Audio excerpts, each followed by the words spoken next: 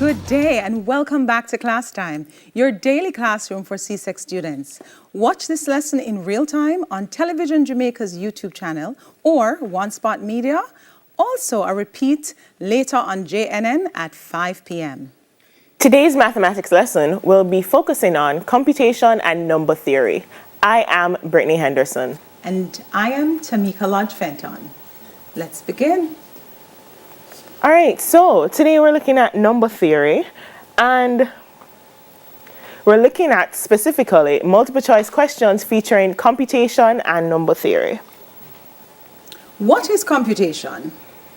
Computational skills are the selection and application of arithmetic operations to calculate solutions to mathematical problems.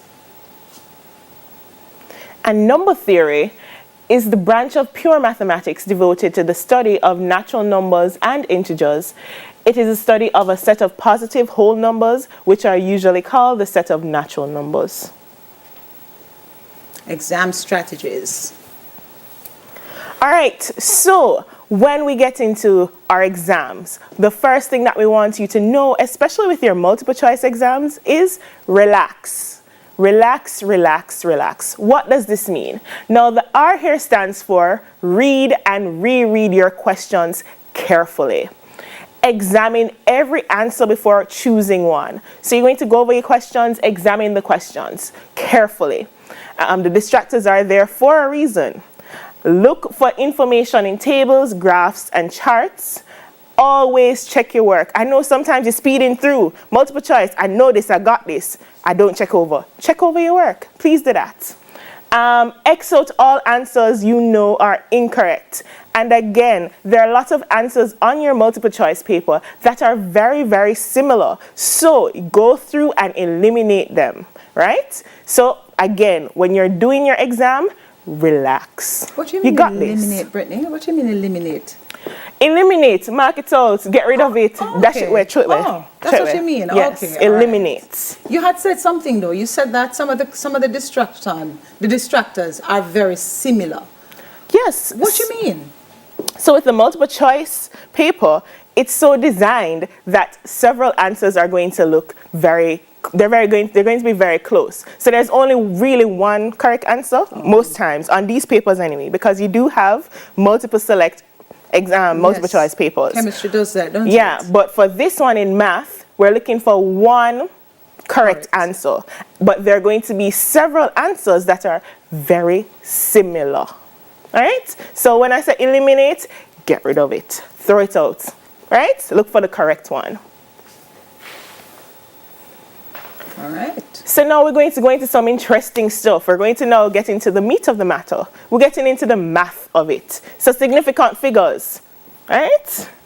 Remember, significant figures? Why are them significant? What are they? Hey, they're figures and they clearly have some value. All right, we need to do something to Tamika today. Yeah, man, they're significant. All right, so let's get into it, guys. All right, so here we have a question. The number 32,747 written to 4 significant figures.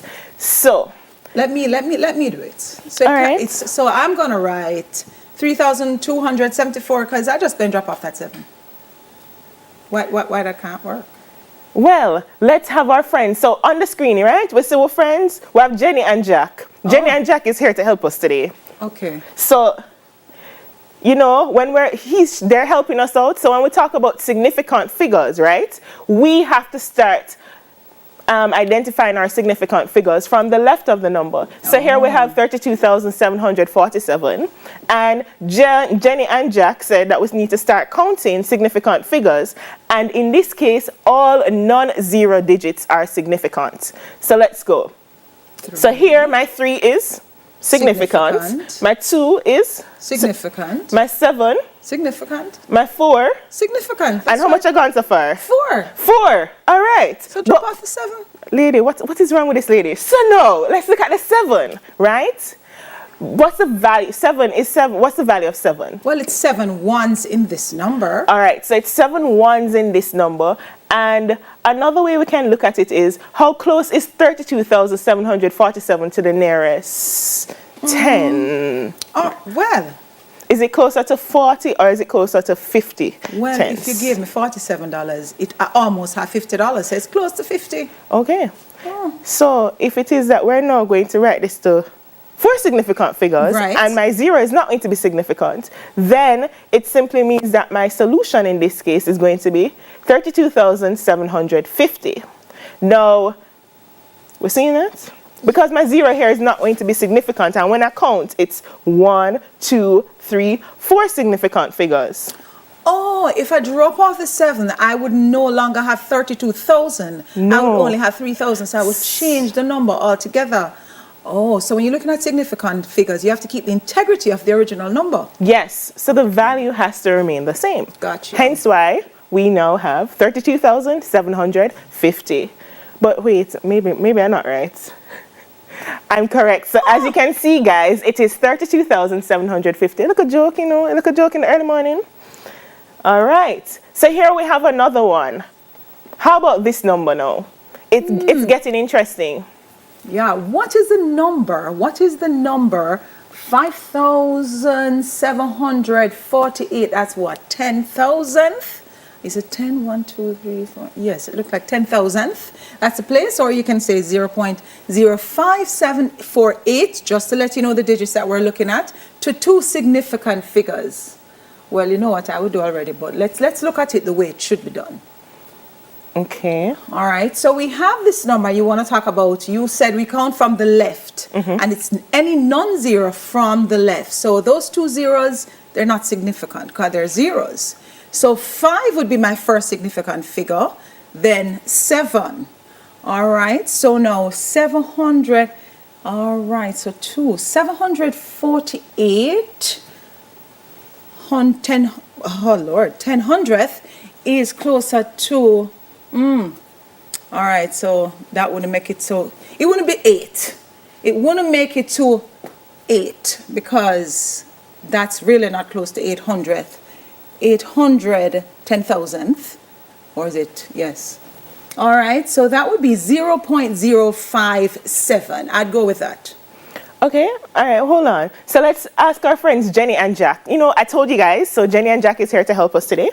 Let's see what they have to say. So they were screaming about the decimals, right? And they're right on par. So our answer is B, which is 0.057. All right, we've seen that there. I hope you guys are following so far and you can identify what digits are significant and what are not. Oh boy, so now they're throwing us for a loop. Here it is that we have express 4 and 3/8 as a decimal correct to 3 significant figures.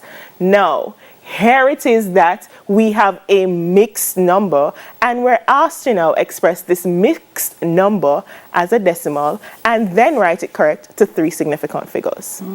All right, so how are we going to go about this one? All right, so we have to convert that mixed number to a decimal first. Okay. So we know we have 4 wholes and all the options give you the 4 wholes in it. Okay, 3/8. How are we going to work that out? We're going to divide 3 by 8 to get the decimal. All right, so we're going to do it on the board. We're going to do it on the screen. Yeah, man, so here we go. So we've written a number as... So 3/8 is 37,530 10,000th. And so that is when we convert 4 and 3/8 to a decimal. All right, so 3 significant figures. All right, you do it because you come from the left. All right, 3 significant figures. Okay, so here my whole is significant. So my 4 is significant. My 3 is also significant. And my 7 is significant. So there I have 3 significant figures. However, we need to look at the whole number by itself, right? So 4.37530 is closest to 4.38, right?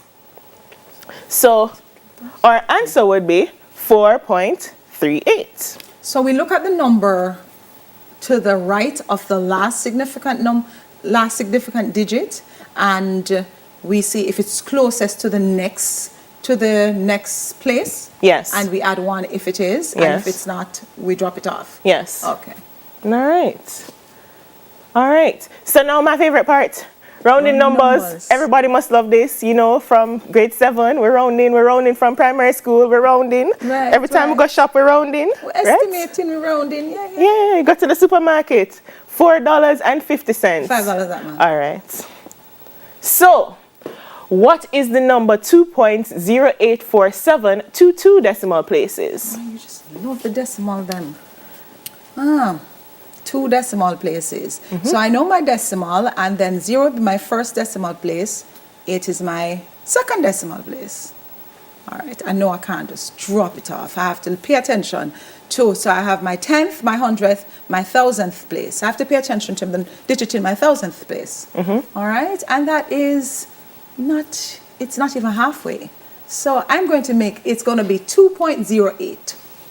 All right, so again, we're rounding to the nearest hundredth this time around. Let's see. So here we have our number line. So we have a number line now, guys. And again, we're going to place our number on the number line. And as Tamika rightfully said, it is closer to 2.08 or 2 800ths. Right. And so my answer is B.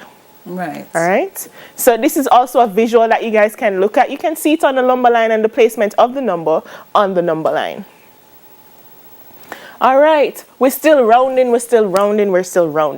So now we have 3,754 expressed to the nearest 100. So I would like to look at the digit in the 100th place, in the 100 place. And that would be 7.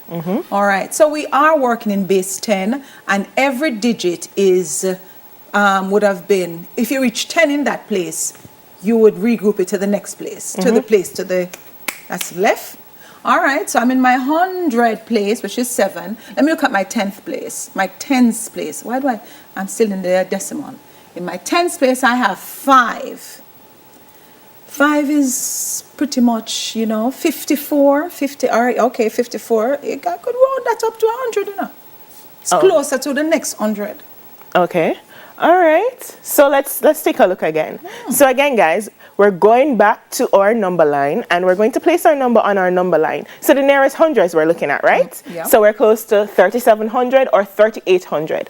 And as you said, we are going. Brittany, before you move on, Brittany, it's halfway in there, you know. Yes, and so because it's halfway there. So why I couldn't just call it 3,700? Oh, conventionally, I guess. You don't want to lose your $54. Is money? No. You're 54. Okay.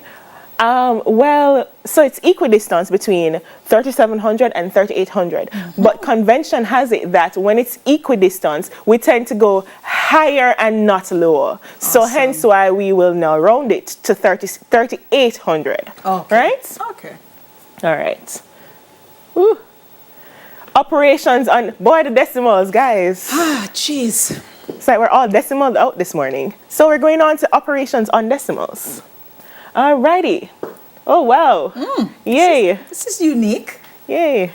We're still relaxing, right? Don't forget, guys. Oh, yeah. Relax. So we're looking at the multiple choice questions, and we're remembering one of the strategies we're using is relaxation, because we got this, right?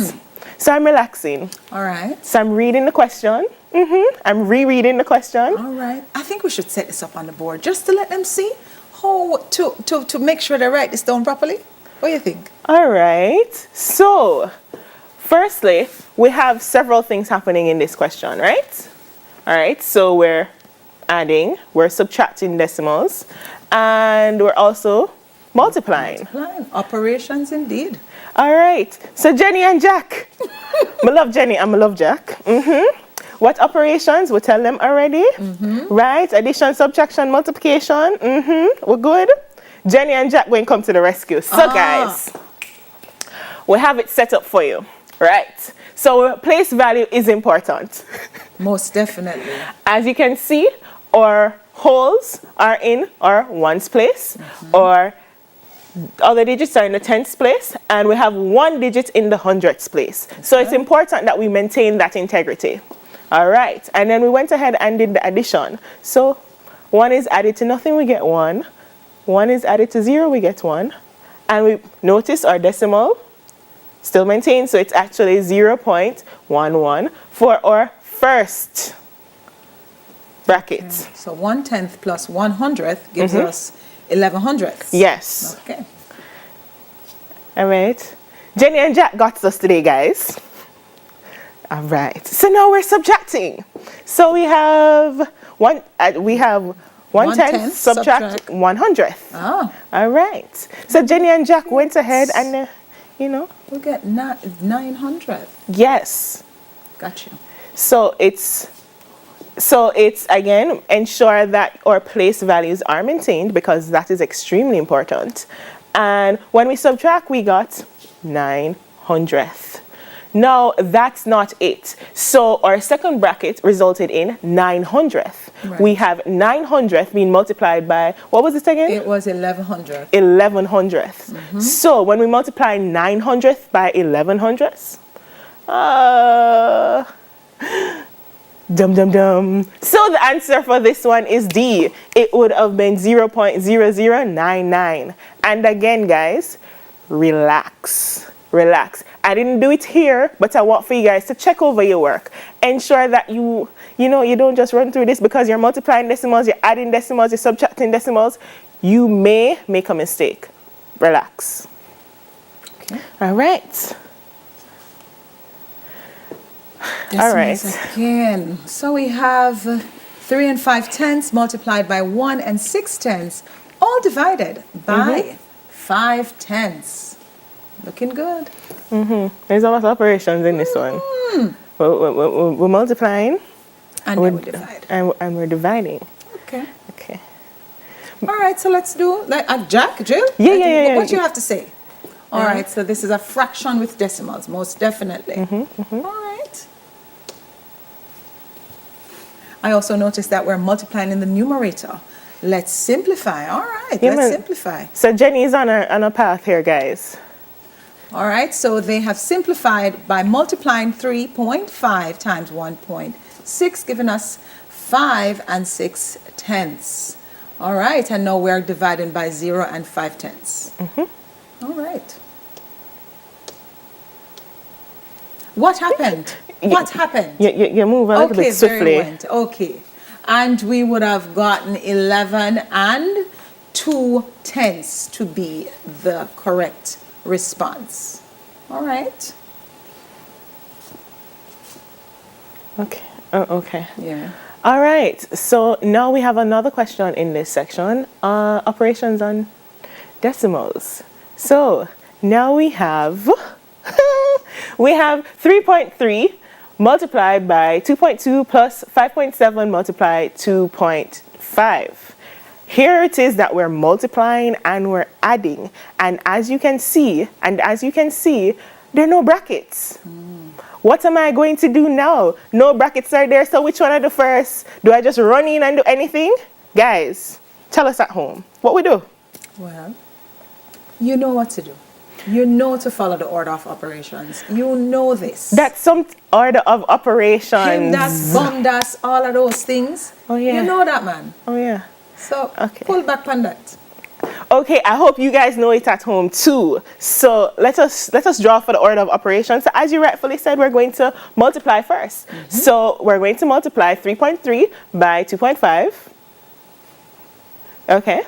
And then add the two products. So we're going to multiply 3.3 by 2.5 and we get 8.25. Then we're going to add the result of multiplying 5.7 by 2.5 and we're going to get 14.25. There you go. Whew, it's a lot of talking, that's a lot of math. Yep. Right, so now as you can see, the products, we're now going to go ahead and add the products to get our results. All right, so for this one now. And Brittany, right away from observation, 0.25 and 0.25 is going to give us 0.5. Yes. So if you look at the option, you kind of just want to confirm, but you kind of only have one option. Look at that. Are we doing something from our relax? We are eliminating some of our responses. Yes, so right there and then, again, we can check back now, so we can actually do the math. We eliminated some of the answers, right? We can now check back by doing the math and doing the addition, and we know that 8 plus 14 will give us 22. There you right? go. We just check it back. All right. So guys, our answer is 22.50. All right. Awesome stuff. Okay, we are going to take a quick break. We'll be right back with more mathematics.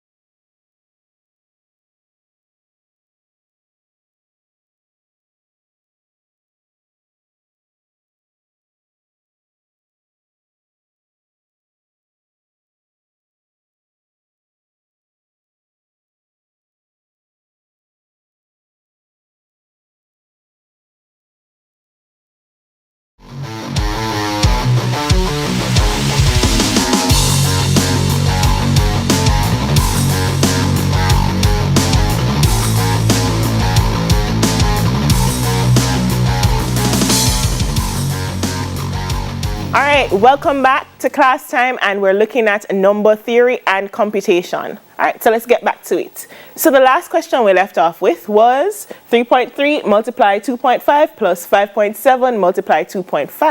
Right. And we brought up some salient points here. We talked brackets. About no brackets. Right. What else? Well, there is more than one operation, so there is multiplication and addition. What do we do first? Because there's no bracket to kind of help guide us. Okay, and then we talked about order of operations. So whether you're using BOMDAS, PEMDAS, whatever the DAS you're using, we're talking about order of operations. And so in this case, the order of operations stipulates that we first multiply. So we are going to first multiply the first two pairs multiply the second two pairs, and we're going to find the sum of the products. Of the two multiplication. Right? So we're going to find the sum of the products. So the result of multiplying both pairs, we add them together. And then you also made a very important point at the beginning of the lesson that you can eliminate some of your distractors by, observing what is there. And we realize that 8 and 2500 plus 14 and 2500 would give us 5 tens or 50 hundreds. So right away, there is only one option. We just want to ensure that the 14 and the 8 adds up to 22. So right away, you didn't have to check for the others. Don't tell them not to check this. Tell them to check. Check, please. Yes. Ensure that the answer is correct. Yes, man. Remember. That's what I meant. Oh, okay. Guys, remember. Relax. So after we read and all of these things and we eliminate, we X out, we still like a check. Okay. All right. So we checked and we found out that was Don't actually relax to sleep though, because you don't want them can relax to sleep and then the exam not done. So you can't take a nap? No, miss. Come.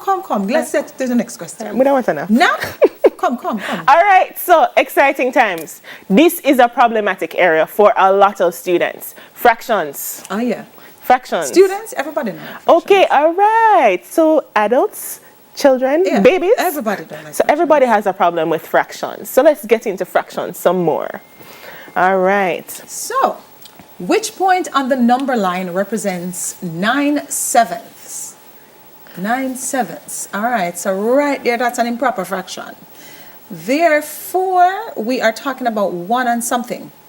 All right, so that's 1. How many 7s can I get from 9? 1 and 2 is left, so 1 and 2 7s. All right, so let me find my 1. All right, now I'm going to have to literally count up how much parts. 1, 2, 3, 4, 5, 6, 7, 8, 9, 10. Look like that dividing 10. Why you want to give me that? All right. 2/7. So 2/7 is not half of the next whole. So it can be there. And it's not closest to 2. It's R. Alrighty. Okay. It sounds confident though. Yeah, but it's R. Okay. I've got this. All right. So again, you converted. And let's see. All right. Oh, our friends are talking to us. So Jenny and Jack also want to get in on the mix, and they're saying that you're correct. So it is 1 and 2/7. Got this. Right. So we know that we are not looking in the first partition, but we're somewhere in the second partition. That's right. Good. All right. Them done talk? Yes, them done. Okay, and they have said that you are indeed correct. The answer is R. Now, don't be daunted by the fact that you're seeing a number line that not only has numbers, but letters. Oh, yeah. So you might see this on the exam. Lord of mercy, is what them come with now? Why them come with this? Relax. But it's important to benchmark, because when we converted the 9/7 to an, what is it again? A mixed number. Yes. 1 and 2/7. You have to be able to understand that 2/7 isn't halfway. So it's less than half. So right away you can look at the two options you have within this section, and this is more, W is more than half, right? It's more than half. So W is closer to 2. Most definitely. Right. So we know that, it's closer to 2. Yeah, man. All right. Good. Next question. Next. You just get so excited about the fractions. Okay. So now we're going to express 0.12 as a fraction in its lowest terms. 0.12 as a fraction in its lowest terms. What we mean? I see a decimal on the screen. Am I the only one who is fraction come out of this? But guys, we know a few things. We know that another way of looking at 0.12 is saying 12 hundredths. That's right. 12 hundredths. It's a big fraction. Don't it? But we can write it, don't it? Of course we can. So that's the same as saying 12 divide 100, don't it? Yeah. 12 hundred. So we can't simplify that though? Maybe, because 12 and 100, they must have some common factors. Yes, they do. They have 4, they have 2. Yes. Those are enough factors though. Yeah. All right, we can use a 4. So 4. So in this case, this is that you just brought up a very important point. In this case, we need to look for the highest common factor. So we need the largest number that's common to both numbers. When we divide them, we have no remainder. Because I know you don't ask me, you don't tell me, but you hear the word factors, and a lot of you scratching your brain. Factors, where that come from again, and I get confused. You can divide it in the number, man, and nothing is left. All right. So I keep on forgetting about Jenny and Jack. They're talking to us. All right. And so they're verifying that indeed our answer is C. So let's show them how we got it to C, though. So 1200th, with the largest factor being 4. Look at that. 1200. Look, you write pretty on the board. Right, so 4 divided into 12 goes 3 times. And then 4 into 100 goes 25 times. So look at that. Simplifying that fraction gives us 3/25. So again, let me just write it out. There's another way because, Miss just said 4. So it means that we're dividing both numerator and denominator by 4. There we go. So we're dividing both numerator and denominator by 4. So we're left with 3/25. 3/25. Yeah, there we go. Okay. All right. So 1200th is equivalent to 3/25, and it's in its lowest term. Oh, thank you. And then again, guys, you can always check to make sure that your division is correct, because sometimes you divide in 2 and 25 because 5 and 4. Yes, sometimes you divide and you get 20. Check that. It's true. Check it. All right. So integers. Okay. Fun times. Ooh. Fun times. That looks okay. This is another scary section for students. Oh, yes. When it comes down to integers, negative and positive numbers, Directed numbers, really and truly. we don't want to look at it. All right. So what is the value of -3 subtract -4? All right. Let's find the value. All right. So we have -3 subtracting -4. So that means we don't have nothing positive there? No. All right. We can put this on a number line. All right. So here we have our number line, and let's locate. So we're starting at -3. All right. Right. And I'm subtracting -4. All right. So that means I am moving to the, what is this? Left. Okay. Okay. Okay. But because it's opposite of the opposite, we're actually going to be moving to the right. Awesome, because I'm subtracting negative. All right. So let's see what that is. So I'm actually moving 4 units to my, Right. my left, your right. It depends on how you turn, guys. That is relative. Let's just face it, so we stay on the same side. Okay, all right. So so moving to the right, guys. Moving to the right. Go. To the right, to the right. Moving to the right. Beyonce said to the left, we're going to the right. That's okay? right. So we're moving to the right 4 units, and our result is going to be 1. So what happened here is that the negative changed the direction in which we're going. So it became -3 plus 4. Yes. Okay. In essence. So those two negatives, when they meet, they change the direction. Yes. Got you. So we're at 1, right? Okay. No, okay, we've been doing a lot of talking. I hope you guys at home trying the questions. I hope so, All right. So what is the value of -2 multiplied by, really? By -3 subtract -5. Okay. Well, right away I know that some direction changing right there with the -5. All right, no. So this is exciting. This is not exciting. I'm excited. You're not excited. You guys are excited. I'm sure I'm they're not excited to see all those negatives on the board. Is you one feel that way? Miss said, go. Right. Okay, so what does this actually mean to us? This means we have 2 groups of opposite -3, basically. Oh, yeah. That's right. Yeah. So here's what we're going to do. TV magic. We're going to bring in some algebra tiles. If you've never seen it before, this is what they look like. All right, so we're doing the representation of exactly what we have here. So we have 2, let's start off with what we have first, 2 groups of -3, but again, because the sign is there, we know that we're going to take the opposite of these 2 groups of -3, which magic.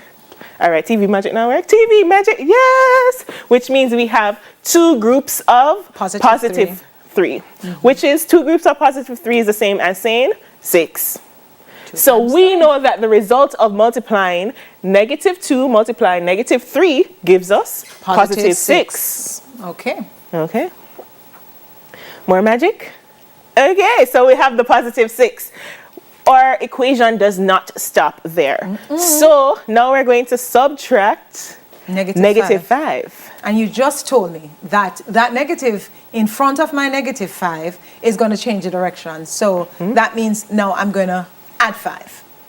Okay, yes, so true. Okay. But in the land of algebra tiles, which we're in, okay, we need to, as you can see here, we don't have any -5. So we're going to introduce some 0 pairs. So we have 5 groups of 0 pairs, right? So now I can subtract my -5. Okay. Right? So as you rightfully said, the direction changed. And so it's simply that I'm adding 5 to the 6 that I've got, the result that I've gotten. So in total, let's count it up. We have 6 plus 5, I'm not counting it up. It's 11, miss. All right, it's 11. Yeah. It's 11. See, nice, and yeah, it's 11. Okay. All right. Indices. Hip hip, hooray. If we're going too fast, slow us down. I joke, you can't. This is like awesome. Okay, let's do indices. All right, so indices. All right. So the first question is x equal 3 raised to the second power multiplied. What did I just say a while ago? X equal? Did I say x equal? Okay, x equal 3 squared multiplied by 2 cubed. Then x to the 4th power equal. Maybe, we skipped over 0 pairs a little bit fast. You think they got it out there? You think we need to explain it a little bit more so that we don't lose anyone? Let's go back to that slide, just a little. Before we go into indices, because all right, so our 0 pairs. Okay. So what does our 0 pair tells us? Well, what does that term mean, 0 pairs? Means when we combine them, we get 0? Well, in essence, yes. Okay. Because, we have 1 subtract 1, we get 0, which is really, a 0 pair. So if you have, we have positive 1 here and we have -1 here. If we were to combine them, what it means is each of them will end up with really 0. You're saying 1 subtract 1, 0. Now we know 0 is an identity element, Right. Yeah, okay. So are there any other 0 pairs? So -5 and 5 is a 0 pair. -7 and 7, 0 pair. So once you have both the positive and the negative number, the same value, they form 0 pairs. And they exist all around, sometimes we need to draw, so they're always in, it's not like, okay, we'll go pick it up out of our pocket and they're always around, 0 is always around, Okay. Right? So once you're looking at a number, whatever number it is, and we have both the negative value of it and the positive value, they form a 0 pair. Yes. Okay, so it could be 200? It could be, yes, okay. yes. So 200 and -200, 0 pairs. Yeah, man, yeah, of course. So again, they're always around, guys. They're always around. It wasn't everybody get it. Yeah, man. We talk about TV magic, but it really wasn't really so much magic. It was math magic, right? Okay. Yeah, man. All right, so we're back at indices. Lovely topic again. Exciting times. Okay, maybe not dance. I don't know why you're dancing for this topic, and I know these kids out there are like, really? All right, so X, so we have a problem. We have a math sentence there where if X is equal to 3 squared multiplied by, 2 cubed, then X to the 4th power is, I don't know. Okay, so indices. Now let's go back into our memory box and let us remember some of the laws of indices. Those laws of indices that you did throw away? Come back for them. Right. So now it is, okay, I'm going back to the board. I like when you go to the board. Oh gosh. And so we want to find out the value of x to the 4th power. Now, do you have a value for x? So now we know the value for x, so we have to substitute. We know that x is actually 3 squared multiplied by 2 cubed. Awesome. And this is all raised to the fourth power. Look at that. All right. Okay. So we're back to talking about laws of indices. Now what happens, what we call, which one of the laws do you think we need to draw for here? Well, when a base is raised to a power and then to another power. Oh, so it's a power to power one? Yes. Oh, okay. All right, so let's see what happens. So we could even further break this down to say, whoopsie, 3 squared. Okay, maybe my writing is not so. 3 squared all to the fourth power multiply 2 cubed all to the fourth power. Right. Right. So I'm hoping that this is a lot clearer for you. So now you can see power to power. Now, what happens here? All right, so basically you're saying, what is that? 3 squared is being multiplied by itself 4 times. I could have written it out, but that takes forever. Yeah, right? We're not doing that. So I really, so I don't want to do that because I know a shorter way. So I am going to look at 3 squared multiplied by 4. Yes. So again, we're going back to the power law, and we know that when we have a power raised to another power, we simply multiply these powers. Right. So the result here is going to be 3 squared. Okay. Is squared? Yeah, man. 3 squared multiplied by 4. So it's 2 times 4, which will give us 8. 8. Multiply. Right. Again, we write back our base. So we're writing back our base, which is 2. And we're now multiplying our powers. So it's going to be 3 multiply 4, which gives us 12. 12. So the product is 12. So we've done this. Let us assess our question. So let's go back to the question. Again, can be A. No, sir. It looks like C.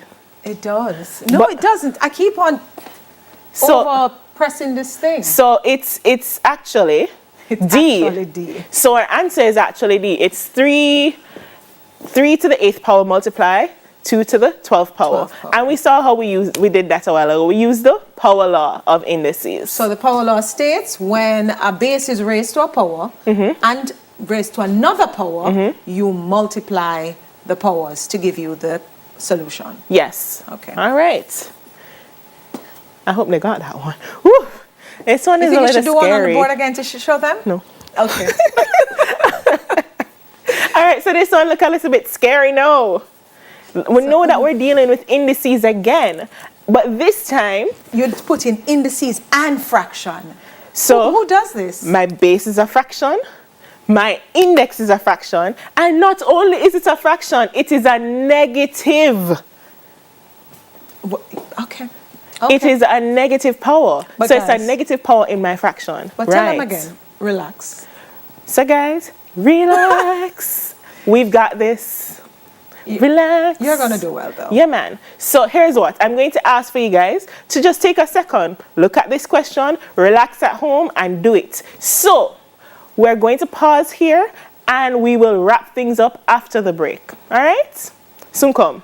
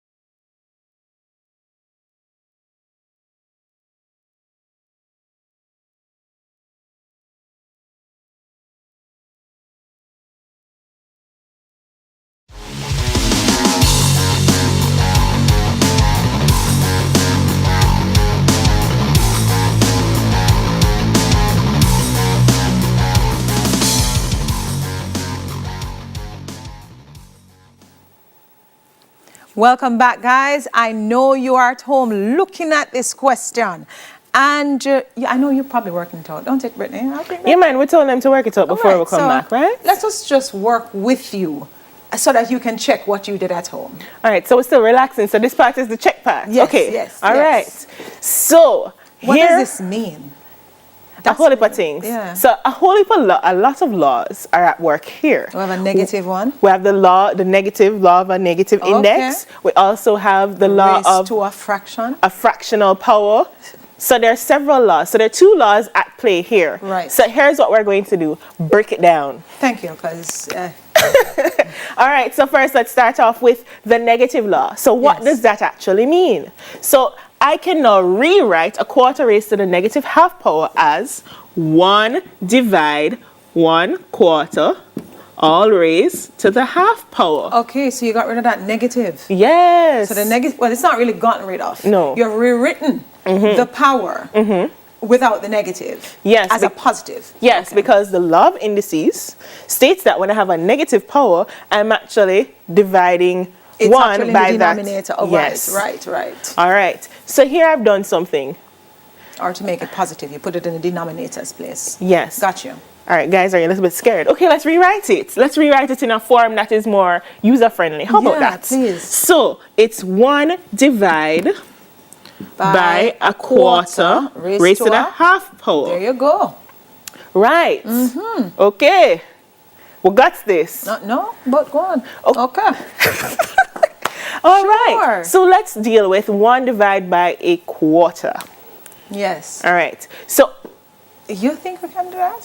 We don't have to go to the powers. Yeah, oh, we're yeah. gonna have to go to that powers first, because you did tell them the law of indices and we do the exponent first. Yes. So let us do that. Let's find the square root of that. All right, so we know that when something is raised to the half power, it's the same as finding the square root of that number. So it's actually 1, and we're going to find the square root of this, which will give me... Couldn't just put that outside there, so. What? Okay, so the 1, it's actually going to be the square root. Okay. Or, let's, if we were to take that off. Okay. Please. We just rewrote the thing in terms of a positive index. All right.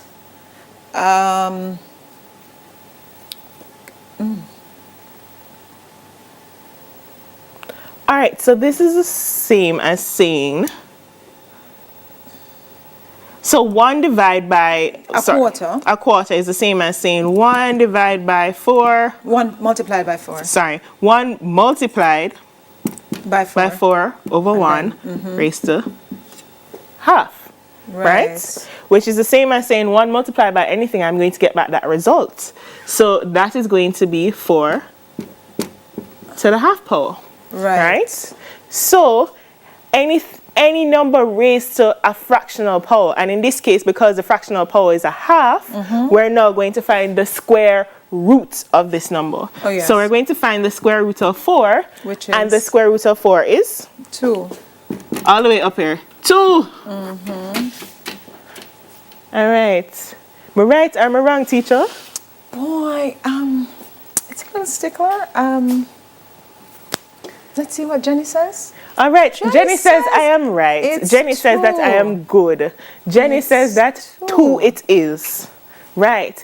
I know this one may kind of throw you for a loop again, because we're not only dealing with negative power, but we're also dealing with fractional power. And as you can see here, mistake can make. So please, and please, and please, check and always relax.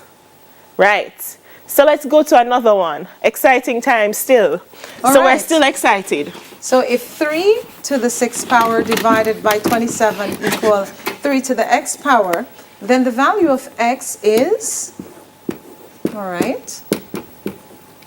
All right, so now we have an index equation, right? And one of the things that we know about indices is that we always have to have, if we're doing any sort of equation, we have to have everything written to the same base. So it's very important that possible. if possible. Yes. So let us go ahead and assess our equation. So now we have 3 to the 6th power divide 27 is equal to 3 to something power. So now we know that we can convert 27. Right, because 3 is a factor of 27. Yes, so we can convert 27 to something. To represent 3 to the power of something. Right. So it's going to be 3 to the 6th power divide. Okay, 27. You have 3 times 3 is 9. 3 times 9 is 27. So that would be 3 to the third power is equal to 3 to the x. Right. Now, you're applying another law. Laws come back in and we excited again. So we're looking at the law of division. Law of indices, and specifically we're looking at what happens when we divide indexes. So here it is that we're dividing 2 indexes, right? Well, 2 numbers that has the same base, raise the powers. Okay. Yes. Right. So what happens with the index? We simply subtract our index, right? Yes, so the law states that we now subtract our index. So it's going to be, I can rewrite it several ways, right guys? So I can rewrite it as 3 to the 6th power subtract 3 is equal to 3x. No, just to remind them, we're not guessing this thing. If we were to write out 3 raised to the 6th power, expanded form, and then write out 3 raised to the 3rd power, expanded form, you'd have realized that the result would have given you the very same thing as 3 raised to the 6th power subtract 3. So it is just that this is the shorter way to do this. All right, so this is the shorter way of doing it. Yes, that is true. So my result here is going to be, I'm just simply subtracting my indexes. And so it's going to be 3. 6 subtract 3 is 3. Oh, okay. Yes. 3. So it's 3. So, and that is equal to 3 to the x, or 3 to the something, right? So there we go. We know the value of x, and in this case, the value of x is simply 3. So we have gone ahead and applied the laws of indices, the division law in this case, and we subtracted our index. Guys, I hope that you are ready for your exam and you are relaxing at home. Don't forget, when we go on our math exam, relax. So that's all the time we have for today. Class time resumes tomorrow at 9 a.m. with more CSEC mathematics. Don't forget, you can tune into our time channel, to our school time channel on One Spot Media for additional subjects for all ages. Check the timetable. Until then, keep safe. All right, bye guys.